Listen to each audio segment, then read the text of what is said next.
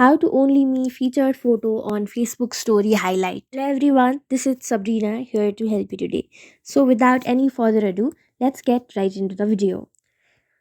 So first go to your Facebook, then tap on your profile icon from your top right corner. Then go to settings. Scroll down and then go to stories from audience and visibility section. Now in this who can see your stories, make it custom and then delete everyone.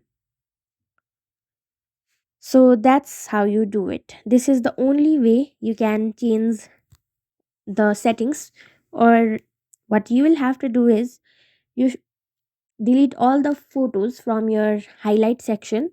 You can still see it from your archive.